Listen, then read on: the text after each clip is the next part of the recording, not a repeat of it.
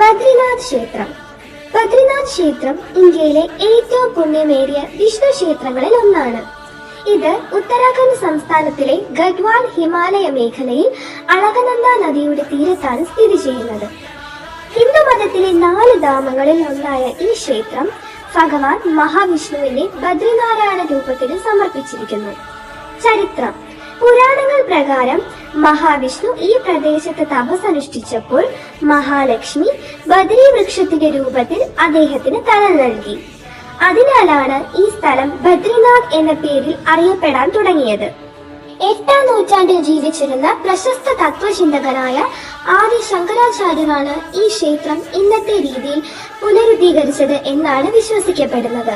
അളകനന്ദ നദിയിൽ നിന്ന് അദ്ദേഹം കണ്ടെടുത്ത വിഷ്ണു വിഗ്രഹം തപ്തകുണ്ടിനടുത്തുള്ള ഗുഹയിൽ പ്രതിഷ്ഠിച്ചു. പിന്നീട് ഗദ്വാൾ രാജാവാണ് ക്ഷേത്രം നിർമ്മിച്ചതും വിഗ്രഹം ഇന്നത്തെ സ്ഥാനത്തേക്ക് മാറ്റിയതും.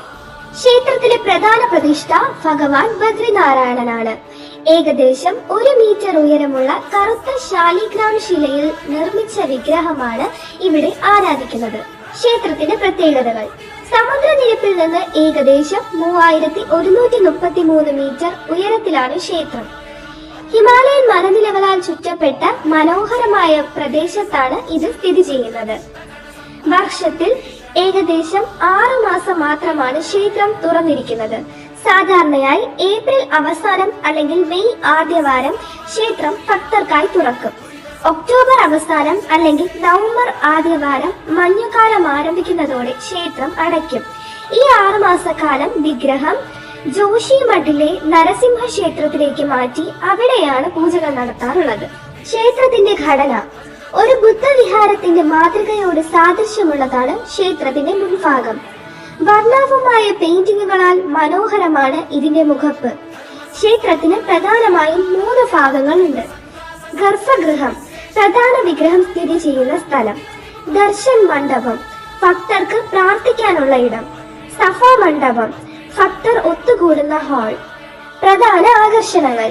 തപ്തകുണ്ട്, ക്ഷേത്രത്തിന് തൊട്ട് താഴെയായി സ്ഥിതി ചെയ്യുന്ന പ്രകൃതിദത്തമായ ഒരു ചൂട് നീരുറവയാണിത്. ഭക്തർ ക്ഷേത്രത്തിൽ പ്രവേശിക്കുന്നതിന് മുൻപ് ഇതിൽ സ്നാനം ചെയ്യുന്നു. ഇതിലെ വെള്ളത്തിന് ഔഷധ ഗുണമുണ്ടെന്നാണ് വിശ്വാസം. മാനാഗ്രാമം.